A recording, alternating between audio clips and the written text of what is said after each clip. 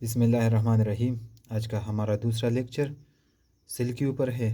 اس lecture کی شروع ہونے سے پہلے میں کچھ آبجیکٹیوز دینا چاہتا ہوں۔ اس لیکچر میں ہم یہ ڈسکس کریں گے کہ سل کی ڈسکوری کس طرح ہوا تھا، اور سب سے پہلے سل کے اوپر کام کس نے کیا ہے۔ دوسرا، پھر ہم سل کی پراپر ڈیفینیشن کی طرف آئیں گے، اور اس کے بعد ہم سل کے جو اور اہم پوائنٹس ہیں اس کو اس لیکچر میں کور کریں گے۔ تو سب سے پہلے جو سل کے اوپر کام شروع کیا تھا وہ رابرٹ ہک سائنٹسٹ تھا 1665 میں۔ تو اس نے اس طرح کیا کہ اوک ایک پلانٹ ہے، اوک پلانٹ کی فاٹ کورک سے، جو میں نے لکھا ہے یہ پلانٹ کا نام ہے اوک، اور اس اوک پلانٹ کا پارٹ ہے کورک۔ اس سے سل ڈسکور کیا تھا with the help of simple microscope. Simple microscope ہم کس کو کہتے ہیں؟ جس میں سنگل لینس کا استعمال کیا جائے اور میگنیفائنگ گلاس ہوتے ہیں۔ سمپل مائکروسکوپ اس طرح ہوتا ہے کہ یہ بہت کمپلیکیٹڈ نہیں ہوتا ہے، بلکہ اس میں صرف ایک لینس لگا ہوتا ہے جو کہ کسی چیز کی جسامت بڑھانے کے لیے ہوتا ہے۔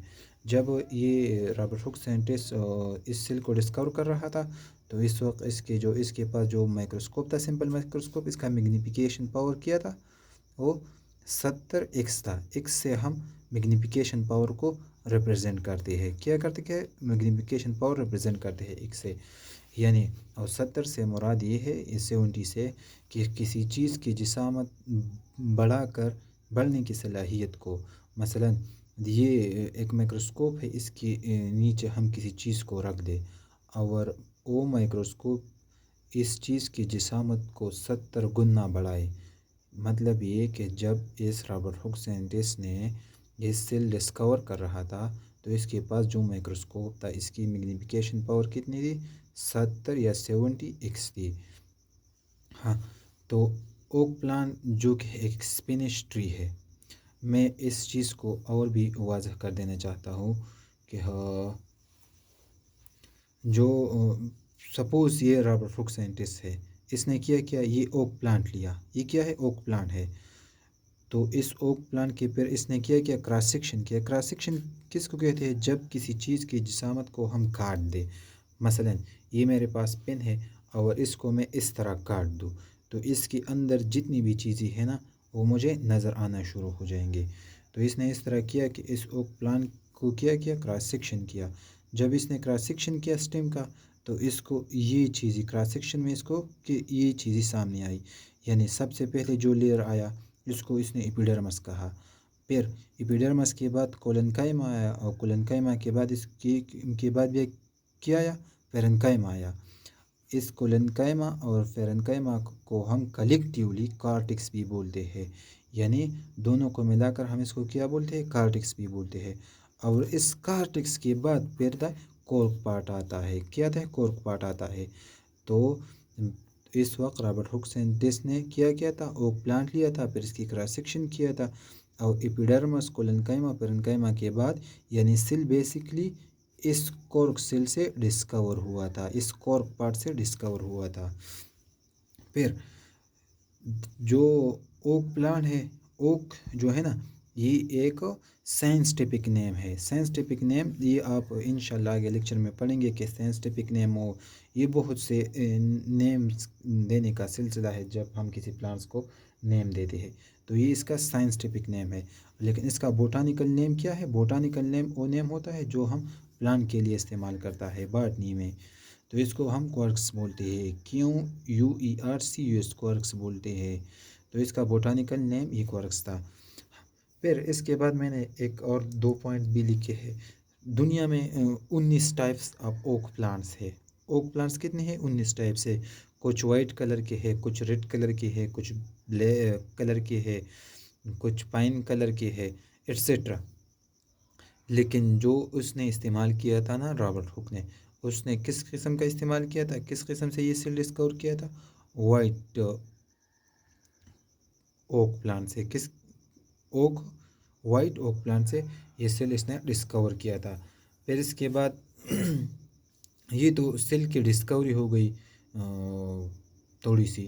اس کے علاوہ اس میں اور بھی بہت پوائنٹس ہیں، لیکن میں نے اس لیے اسکپ کی کیونکہ اس کو آپ کی کوئی ضرورت نہیں ہے، بس آپ کے لیے یہ سمجھنا بھی کافی ہے کہ سب سے پہلے سیل کس نے ڈسکور کیا تھا؟ رابرٹ ہک نے 1665 میں۔ پھر کس پلانٹ سے ڈسکور کیا تھا؟ اوک پلانٹ سے۔ کس پارٹ سے ڈسکور کیا تھا؟ کوک سے۔ اس وقت اس نے جو مائکروسکوپ استعمال کیا تھا وہ کس قسم کا تھا؟ سمپل مائکروسکوپ تھا۔ اس کی میگنیفیکیشن پاور کتنی تھی؟ 70x تھی۔ اوک ایک اسپینش ٹری ہے۔ اس کی دنیا میں کتنے اقسام ہے؟ 19 اقسام ہے، لیکن اس نے جو سیل ڈسکور کیا تھا وہ کس قسم کے پلانٹ سے ڈسکور کیا تھا؟ White types of oak plant سے ڈسکور کیا تھا۔ پھر میں اس طرف آتا ہوں سیل کی میننگ کی طرف۔ تو سیل ٹرم جو ہے نا یہ ڈیرائیو ہے لیٹن سے۔ یہ ایم سی کیوز کے لیے آپ نے یاد رکھنا ہے، کس سے ڈیرائیو ہے؟ لیٹن ورڈ سے۔ اس کی کیا مت ہے؟ سیلولا۔ سیلولا اس کا مطلب ہے اس کا، اور اس کی معنی پھر کیا ہے؟ اسمال چیمبر، اپارٹمنٹ یا ایمٹی روم۔ تو اس کا جو مطلب ہے یہ میں نے آپ کو سمجھا دیا کہ term cell derive from Latin word سیلا which means a small chamber, apartment یا روم۔ یعنی سیل جو ہے نا یہ لیٹن ورڈ سے ڈیرائیو ہے، اس کو ہم لیٹن میں لاطینی زبان میں سیلا بولتے ہیں، سیلا CELLULA سیلا بولتے ہیں۔ اور means small chamber, small chamber اس طرح ہوتا ہے کہ یہ ایک اسمال چیمبر ہے، یا اپارٹمنٹ تو آپ جانتے ہوں گے، اور ایمٹی روم سے مطلب یہ ہے کہ اس روم میں کوئی بھی چیز موجود نہیں ہے۔ تو اس پھر کوئی بھی جو کامیاب انسان ہوتا ہے کسی بھی فیلڈ میں، تو پھر وہ ایک میگزین یعنی رسالہ کو بولتے ہیں، تو وہ اپنے بارے میں یا کسی چیز کے بارے میں مختلف قسم کے رسالے جاری کر دیتے ہیں۔ تو اس طرح رابرٹ ہک بھی ایک مشہور اور ایک نیا کام کرنے والا بندہ تھا، تو اس نے ایک رسالہ جاری کیا تھا، اور اس رسالے کا کیا نام تھا؟ مائکروگرافیا۔ اس رسالے کا نام مائکروگرافیا تھا۔ یہ آپ نے یاد رکھنا ہے MCQs کے لیے۔ اس رسالے کا نام کیا تھا؟ مائکروگرافیا تھا۔ اور فرسٹ ٹائم جو سیلا ٹرم کس نے استعمال کیا تھا؟ رابرٹ ہک نے استعمال کیا تھا۔ اور یہ اس رسالے میں لکھتے ہیں کہ جب میں نے سیل کو بیسکلی مائکروسکوپ کے اندر اسٹڈی کیا، یعنی سمپل مائکروسکوپ کے اندر، تو مجھے اس میں کوئی بھی مائٹوکانڈریا، گالجی باڈی، یہ میں نے کچھ بھی نہیں دیکھے، بس میں نے صرف ایک خالی روم دیکھا بس، اور اس خالی روم میں اور کچھ بھی موجود نہیں تھا۔ بیسکلی یہ اس مائکروگرافیا رسالے کا نام ہے۔ اس میں یہ بولتے ہیں کہ میں نے کچھ بھی نہیں دیکھا، اور پھر یہ جو سیلا ٹرم ہے یا آہستہ آہستہ سیل میں کنورٹ ہو گیا۔ تو یہ سیل کی ڈسکوری کے بارے میں کچھ باتیں تھی۔ اب ہم چلتے ہیں سیل کی پراپر ڈیفینیشن کی طرف اور اس کو سمجھنے کی طرف جائیں گے۔ تو میں نے اس پہلے سے اس لیے لکھی ہے تاکہ میں آپ کا ٹائم کم لے سکوں اور کم ٹائم میں بہت کام ہو سکے۔ تو میں نے لکھا ہے سیل کی ڈیفینیشن کے بارے میں کہ cell is the basic unit of all living organism. یہ تو ایک پوائنٹ ہو گئی، یہ آپ نے یاد رکھنا ہے۔ اور دوسرا پوائنٹ میں نے لکھا ہے کہ cell is the basic structure and function unit of all living organism. تو اس کو ایکسپلینیشن کے لیے میں نے ایک پوائنٹ یہاں پر لکھا ہے، یہاں پر ہم ایکسپلین کریں گے۔ لیونگ آرگینزم، یعنی لیونگ آرگینزم میں نے اس سے پہلے لیکچر میں ڈیفائن کیا ہے کہ لیونگ آرگینزم کیا ہوتا ہے۔ جو بچے پیدا کرتے ہیں اس کو ہم لیونگ آرگینزم بولتے ہیں، جو ایک جگہ سے دوسری جگہ موومنٹ کر سکتے ہیں اس کو ہم لیونگ آرگینزم کہتے ہیں، جو بریدنگ کر سکتے ہیں اس کو ہم لیونگ آرگینزم کہتے ہیں، یا جو ایکسکریشن کر سکتے ہیں اس کو ہم لیونگ آرگینزم کہتے ہیں۔ جب ایک آرگینزم میں یہ صلاحیتیں، یہ پراپرٹیز، یہ کریکٹرسٹک موجود ہو، یہ تمام، تو ہم اس کو کیا کہیں گے؟ لیونگ آرگینزم کہیں گے۔ تو یعنی لیونگ آرگینزم جو ہے نا، جب سپوز ہم انسان لیونگ آرگینزم ہے نا، ہم بچے بھی پیدا کر سکتے ہیں، ایکسکریشن بھی کر سکتے ہیں اور سانس بھی لے سکتے ہیں، تو ہم لیونگ آرگینزم میں آتے ہیں۔ تو سپوز یہ ایک لیونگ آرگینزم ہے، کیا ہے؟ لیونگ آرگینزم ہے۔ تو جب میں اس کے جسم کو حصوں میں کاٹ دوں، کیا کروں؟ حصوں میں، اس کو مختلف پارٹس میں ڈیوائڈ کر دوں اور اس پارٹس کو پھر ڈیوائڈ کروں مائکروسکوپک لیول پر، جو سب سے چھوٹا پارٹس مجھے ملے گا نا، وہ کیا ہوگا؟ وہ سیل ہوگا بیسیکلی. یعنی جس طرح ایک دیوار ہوتا ہے نا، جب آپ ایک دیوار کو اسٹڈی کرتے ہیں تو آپ کو سب سے چھوٹی یونٹ کیا ملتی ہے؟ اینٹ ملتی ہے نا. اس طرح جب ہم یہ پکچر تو بھی خراب ہوئی ہے.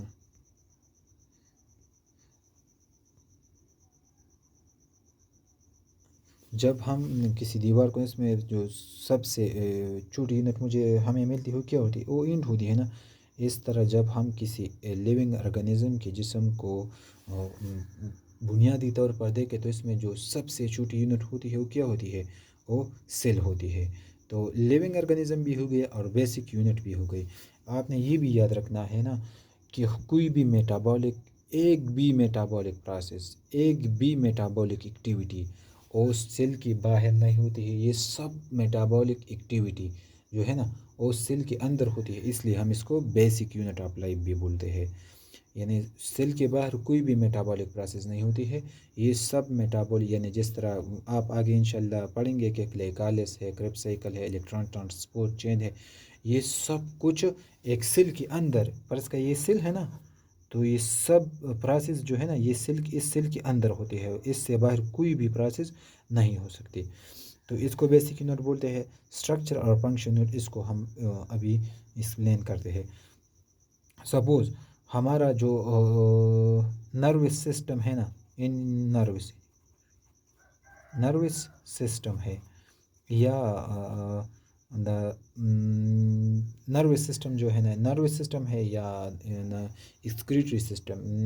نروس سسٹم، بس بیسکلی نروس سسٹم کی بات میں کر دینا چاہتا ہوں، پھر اس کے بعد میں ایک اور سسٹم کی بات بھی کروں گا.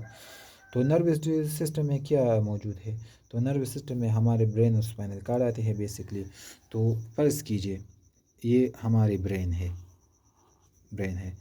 تو یہ برین اگر میں چھوٹے چھوٹے ٹکڑے میں ڈیوائڈ کر دوں تو جو سب سے چھوٹا ذرا مجھے ملے گا وہ کیا ہوگا؟ وہ نیوران ہوگا. وہ کیا ہے؟ نیوران ہے. تو ہمارے دماغ کو بیسکلی کس نے بنایا ہے؟ نیوران نے بنایا ہے. پھر اس نیوران کو جب آپ نروس سسٹم پڑھیں گے تو انشاءاللہ اس میں یہ آپ سب کچھ پڑھیں گے، لیکن میں آپ کو صرف ایک کنسیپٹ سمجھا دینا چاہتا ہوں. جو نیوران ہوتا ہے نا وہ اس طرح کے اسٹرکچر میں ہوتے ہیں. اس کو ہم نیوران کی سیل باڈی بولتے ہیں. اس کو ہم ڈینڈرائٹس بولتے ہیں. اور اس ڈینڈرائٹ سے ایک اسٹرکچر نکلا ہوتا ہے اس طرح. اس کو ہم ایکزون بولتے ہیں. اس کو ہم کیا بولتے ہیں؟ ایکزون بولتے ہیں. پھر میں ایک اور نیوران بھی یہاں پر بتا دینا چاہتا ہوں. ایک اور نیوران ہو گئے، اس سے ڈینڈرائٹس بھی نکلے ہوتے ہیں اس طرح. اور پھر اس سے پھر ایکزون نکلا ہوتا ہے. تو ایک نیوران اور دوسری نیوران کے درمیان میں چھوٹا سا مائکروسکوپک گیپ ہوتا ہے، لیکن آپ نے یہاں پر اس کو سمجھانا نہیں، بس میں آپ کو صرف بتا دینا چاہتا ہوں کہ ان دو نیورانوں کے بیچ میں ایک گیپ بھی ہوتا ہے. تو یہ ہو گئی ایک نیوران، یہ ہو گئی دوسری نیوران. تو ایک نیوران اور دوسری نیوران اور پھر اس طرح تیسری، چوتھی، اس طرح یہ سلسلہ جاری رہتا ہے. تو آپ اس کو دیکھیں تو اس نے ایک سٹرکچر بنایا ہے نا، ایک اسپیسیفک سٹرکچر اس طرح بن جاتا ہے. ایک اسپیسیفک سٹرکچر اس طرح بن جاتا ہے اور یہ سلسلہ اوپر سے شروع ہو کر اس طرح نیچے آتا ہے. تو یہ سٹرکچر ہو گئی. اور جو میں سنتا ہوں، جو کام ہمارا نروس سسٹم کرتا ہے کہ کس طرح ہمیں پتہ چلتا ہے کہ کسی چیز نے ہمیں کاٹ دیا، تو یہ سب کچھ جو ہے نا یہ نیوران کی مدد سے ہوتا ہے. کس کی مدد سے ہوتا ہے؟ نیوران کی مدد سے ہوتا ہے. یعنی میرے بات کرنے کا مقصد یہ ہے کہ سٹرکچر سے مراد یہ ہے کہ ایک نیوران دوسری نیوران، پھر تیسری نیوران، پھر چوتھی نیوران سے کس طرح کنیکٹ ہے. تو میں نے آپ کو وہ کنیکشن بھی بتا دیا کہ ایک نیوران کی ایکزون دوسری نیوران کے ڈینڈرائٹس، پھر تیسری نیوران کی ایکزون چوتھی نیوران کے ڈینڈرائٹس سے کنیکٹ ہوتی ہے. تو اس طرح یہ ایک سٹرکچر بنا لیتے ہیں. یہ تو ہو گئی سٹرکچر یونٹ. پھر فنکشن یونٹ سے مراد یہ ہے جو جو ہم پیغام ریسیو کرتے ہیں، یہ جو ہم باتیں کرتے ہیں، یہ جو باتیں سٹور ہوتی ہے، یا جو ہماری جو باتیں ہمیں میموری میں سٹور ہوتی ہے نا، یہ بیسکلی کس چیز میں سٹور ہوتی ہے؟ یہ نیوران میں سٹور ہوتی ہے۔ اور اس کے بعد میں جس طرح کڈنی ہے، میں ایک اور ایگزامپل بھی دینا چاہتا ہوں۔ کڈنی ہے نا، کڈنی کا جو فنکشن اسٹرکچر اور فنکشن یونٹ ہے نا، اس کو ہم نیوران بولتے ہیں۔ اور نروس سسٹم کے فنکشن اور اسٹرکچر اور فنکشن یونٹ کو ہم نیوران بولتے ہیں۔ نیوران اور نیوران میں تھوڑا سا فرق ہے۔ نیوران ہم کس کو بولتے ہیں؟ نیوران جو نروس سسٹم کا یونٹ ہے، اور نیوران جو کڈنی کا یونٹ ہے۔ تو جو نیوران ہے نا، بیسکلی ہمارا کڈنی کا کام کیا ہے؟ فلٹریشن کرنا ہے نا، فلٹریشن کرنا ہے۔ تو جو ہماری بلڈ کو فلٹر کرتا ہے، وہ بیسکلی کون کرتا ہے؟ وہ نیوران کرتا ہے۔ تو یہ تو ہو گئی فنکشن یونٹ۔ اور اسٹرکچر یونٹ سے مراد یہ ہے کہ جس طرح اس میں یہ کنیکشن ہے نا، اس طرح اس نیوران میں بھی ایک کنیکشن ہے کہ یہ نیوران ہوتا ہے، اور پھر یہ جا کر ایک خاص پوائنٹ پر کنیکٹ ہوتی ہے۔ تو اس کو اس طرح ایک اسٹرکچر بنا لیتی ہے، اس طرح۔ تو اس کو ہم کیا بولتے ہیں؟ Structure and function unit. یعنی بلڈ کو فلٹر کرنا ہو گیا، یہ فنکشن یونٹ ہو گئی۔ اور اسٹرکچر یونٹ سے مراد یہ ہے کہ یہ کس طرح ایک دوسرے سے کنیکٹ ہے، کس طرح یہ ایک دوسرے سے کنیکٹ ہے، اور کس طرح کام کرتے ہیں، اس کو ہم اسٹرکچر اور فنکشن یونٹ بولتے ہیں۔ I hope you will understand it. Now I go to the cytology. Cytology اب کیا ہے؟ Cytology the study of cell and component. Cytology ہم اس کو بولتے ہیں جس میں ہم سیل اور سیل کے مختلف کمپوننٹس کے بارے میں اسٹڈی کرتے ہیں۔ جس طرح میں نے یہ نیوران لکھا ہے یا نیوران لکھا ہے، جب ہم اس کی اسٹڈی کرتے ہیں اور اس کے تو ہم اس کو سائٹالوجی بولتے ہیں۔ اور اس کی کمپوننٹس سے مراد یہ ہے کہ اس کے نیوکلس کے بارے میں، اس کے ارگنیلیز کے بارے میں، اس کے سیل ممبرین کے بارے میں ہم اسٹڈی کرتے ہیں، تو اس کو ہم سائٹالوجی بولتے ہیں۔ پھر اس کے بعد آپ نے یہ پوائنٹ ضرور یاد رکھنے ہیں کہ بیکٹیریا جو ہے نا، یہ یونیسیلولر آرگنزم ہے، یعنی یہ ایک سیل سے بنا ہوتا ہے۔ یعنی ہمارا جسم تو ملینز اور بلینز آف سیل سے بنا ہوتا ہے نا، لیکن اس طرح ایسی بھی آرگنزم ہے جو صرف ایک خلیے سے اپنا کام چلا سکتے ہیں۔ اس کا ایگزامپل بیکٹیریا ہے جو یونیسیلولر ہے، اور ہیومن جو ہے نا، یہ ملٹی سیلولر آرگنزم ہے۔ یہ تقریباً اتنے سیل سے بنا ہوتا ہے۔ کتنے سیل سے؟ 10⁻⁴ سیل سے بنا ہوتا ہے، ملٹی سیلولر ہے۔ جب کسی چیز ملٹی سیلولر ہوگی، جب کوئی آرگنزم ملٹی سیلولر ہوگا، تو اس کو کوآرڈینیشن کی ریکوائرڈ ہوتی ہے۔ کوآرڈینیشن کی ریکوائرڈ یہ مطلب یہ ہے کہ یہ ایک سیل دوسری سیل سے کس طرح کنیکشن قائم کرے گا۔ جس طرح میں نے نروس سسٹم میں نیوران دوسری نیوران سے کس طرح کنیکشن بناتا ہے، پھر تیسری نیوران سے کس طرح کنیکشن بناتی ہے، یا نیوران دوسری نیوران سے کس طرح کنیکشن بناتی ہے، یا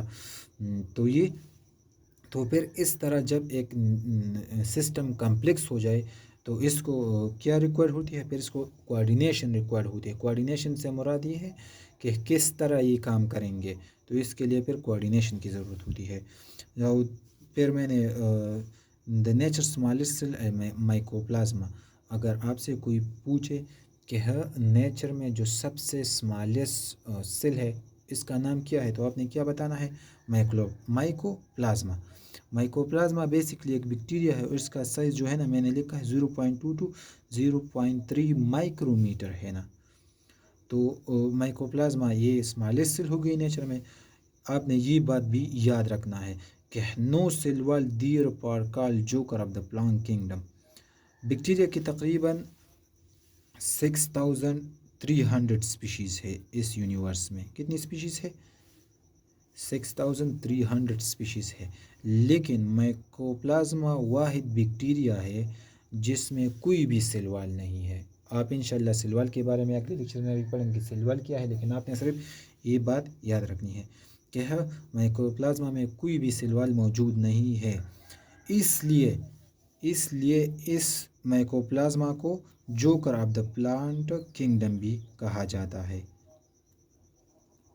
اور دوسرا میں نے لکھا ہے کہ لارجسٹ سیل، یعنی یونیورس میں جو لارجسٹ سیل ہے، اس کا نام کیا ہے؟ اوسٹرچ سیل۔ اوسٹرچ ایگ یعنی اس کائنات میں جو سب سے لارجسٹ سیل ہے وہ اوسٹرچ ایگ ہے. یہ ایگ جو ہے نا یہ بیسکلی ایک سیل ہوتا ہے. انشاءاللہ یہ سیل کنسیپٹ جب آپ آگے جائیں گے تو آپ کو پھر پتہ چل جائے گا کہ یہ سیل کا بیسکلی کنسیپٹ کیا ہے، لیکن آپ کو میں نے بہت سے سمجھا دیا. انشاءاللہ آپ نے یہ گین کیا ہوگا. لیکن یونیورس میں لارجسٹ ایک سیل جو ہے نا یہ اوسٹرچ ایگ ہے. اس کی ویٹ تقریباً میں نے کہی ویٹ جو ہے نا اس کی 1.2 kg ہے. تو اس سے ایک اور بات بھی ثابت ہو گئی سیل کے بارے میں، یعنی سیل کو ہم مائکروسکوپ کی بغیر بھی دیکھ سکتے ہیں. مثلا اوسٹرچ ایگ اس کی ویٹ کتنی ہے 1.2 kg، اور ہم مائکروسکوپ کی مدد سے بھی دیکھ سکتے ہیں اور مائکروسکوپ کی باہر بھی دیکھ سکتے ہیں سیل. یہ ہو گئی اسمالسٹ اور لارجسٹ سیل. اور میں اب جاتا ہوں ایک اور پوائنٹس کی طرف جو میں نے یہاں پر لکھ کے ہے. یہ ہو گئی یہ ہو گئی جو ایک ہوتے ہے اسپیشل سیل، ایک ہوتی ہے نارمل سیل. اسپیشل سیل اور نارمل سیل میں فرق صرف اتنی ہے کہ اسپیشل سیل وہ ہوتے ہیں جو ایک اسپیشل فنکشن پرفارم کر دیتے ہیں. جس طرح میں نے آپ کو بتا دیا کہ ہاں نیوپران کا کام کیا ہے، بلڈ کو فلٹر کرنا. نروس سسٹم کا کام کیا ہے، باتیں کو یاد رکھنا، باتیں کو مختلف نیوران جو ہے نا یہ مختلف قسم کی ایکٹیویٹیز میں استعمال ہوتی ہے. سوچنے کے بارے میں، تھنکنگ کے بارے میں، رائٹنگ کے بارے میں، یہ سب کچھ.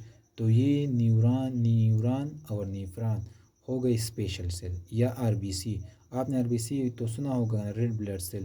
تو ریڈ بلڈ سیل کا بیسکلی کام کیا ہے، یہ آکسیجن کو ٹرانسپورٹ کرتے ہیں. نیوران کا کام کیا ہو گیا اور نیفران کا کام کیا ہے، بلڈ کو فلٹر کرنا. اور نیوران بات یاد رکھنا، رائٹنگ کرنا، تھنکنگ کرنا، یہ نیوران کا کام ہوگا. اس طرح ایلویلائی بھی ایک سیل ہے. تو ایلویلائی کا کام کیا ہے، یہ گیسز ایکسچینج کرتے ہیں جو لنگز میں موجود ہوتے ہیں. تو ہمارے جسم میں جو اسپیشل سیل ہے نا جو اسپیشل فنکشن پرفارم کر دیتے ہیں.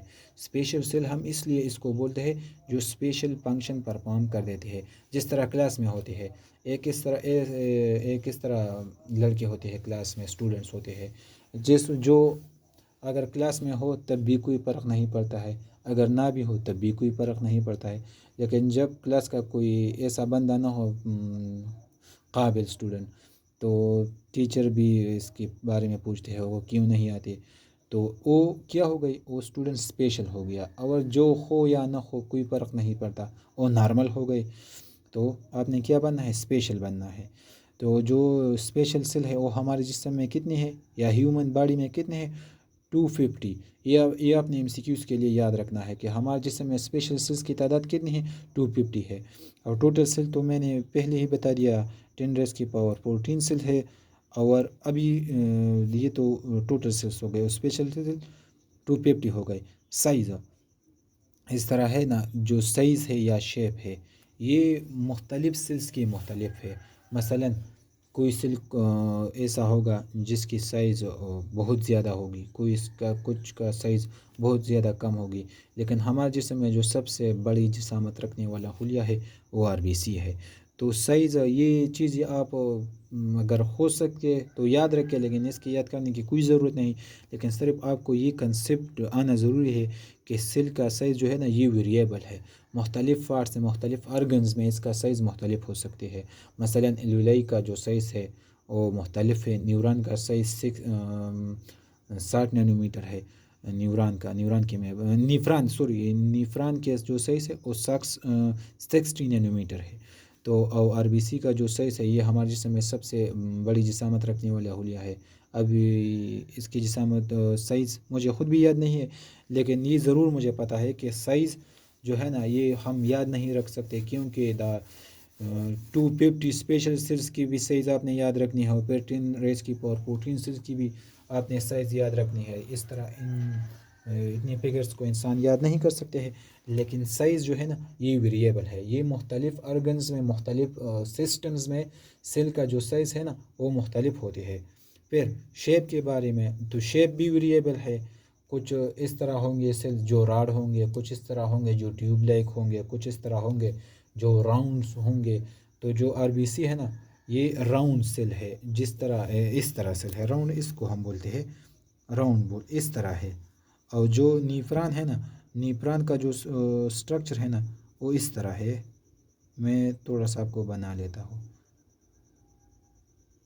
نیفران کا اس طرح سائز ہے، اور نیوران کا جو شیپ ہے نا، وہ اس طرح ہے۔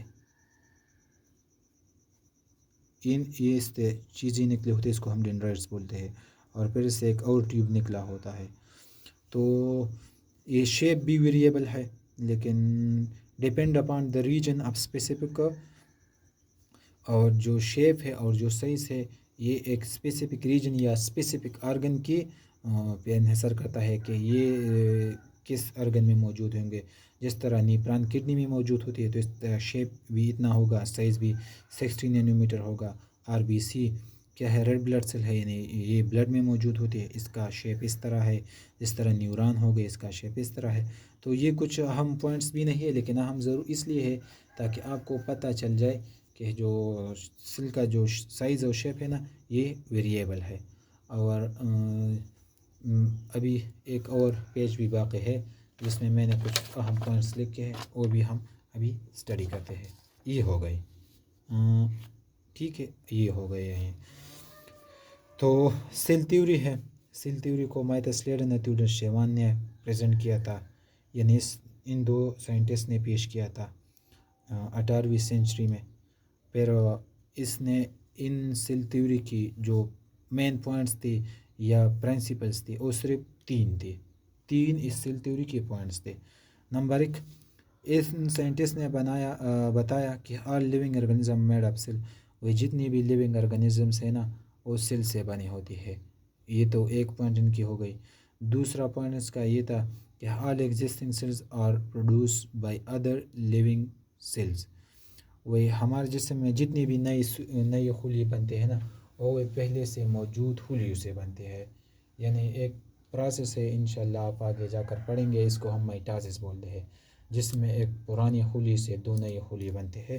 تو اس نے بیسیکلی جو پوائنٹ آؤٹ کیا تھا وہ مائٹاسس کی طرف تھا۔ جو مائٹاسس کے بارے میں بتا دینا چاہتے ہیں کہ جو نئے نیو سیلس ہیں نا، وہ اولڈ سیل سے پروڈیوس ہوتے ہیں۔ اور تیسرا پوائنٹ اس کا یہ تھا کہ cell is the most basic unit of life, اور وہ سیل ایک بیسک یونٹ آف لائف ہے۔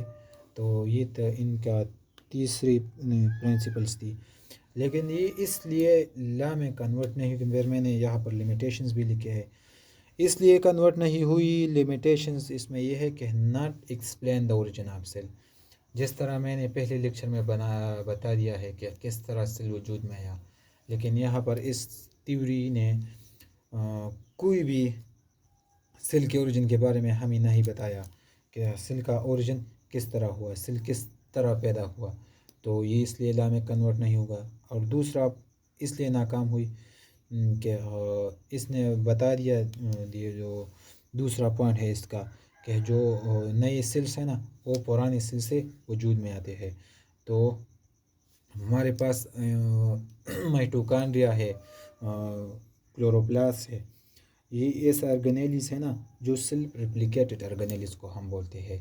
یہ جب ڈیوائڈ کر دینا شروع کرتے ہیں نا، تو یہ سیل کے ڈویژن کے اوپر انحصار نہیں کرتے، بس جب چاہے اس کا دل تو یہ ڈویژن کر سکتے ہیں۔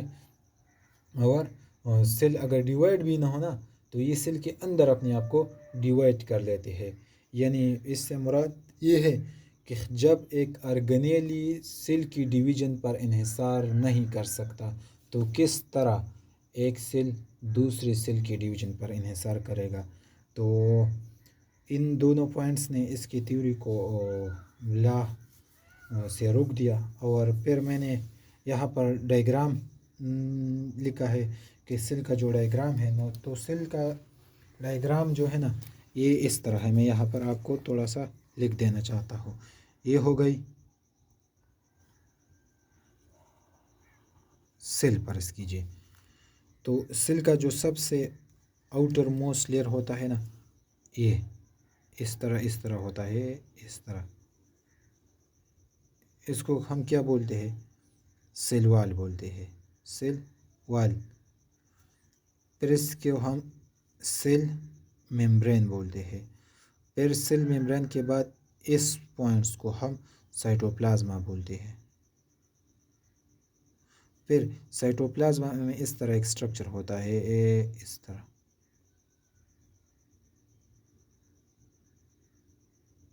इस तरह। तो इसको हम फिर क्या बोलते हैं, विक्यूल बोलते हैं। और इसमें एक और स्ट्रक्चर यहाँ पर मौजूद होते हैं, इसको हम फिर न्यूक्लियस बोलते हैं। तो ये तो मैंने प्लांट सेल का डायग्राम बनाया, और एनिमल सेल्स का भी इस तरह डायग्राम है, लेकिन इसमें जो विक्यूल है ना वो छोटे है एनिमल सेल्स में, और न्यूक्लियस का बड़ा है। लेकिन जो प्लांट का सेल है ना, इसमें न्यूक्लियस छोटा है और विक्यूल बड़ा है। तो ये सेल का डायग्राम है। एनिमल सेल्स में तकरीबन 13 डिफरेंट ऑर्गेनेलीज है, और ये 13 डिफरेंट ऑर्गेनेलीज जो है ना, ये परफॉर्म करते हैं एक स्पेसिफिक फंक्शन को। तो इंशाल्लाह हम एक एक ऑर्गेनेलीज को डिटेल में पढ़ेंगे आगे लेक्चर्स में। लेकिन जो सेल के बारे में अब अगर आपका कोई भी क्वेश्चन हो तो आप मुझसे कमेंट के ज़रिए पूछ सकते हैं। और thank you, best of luck.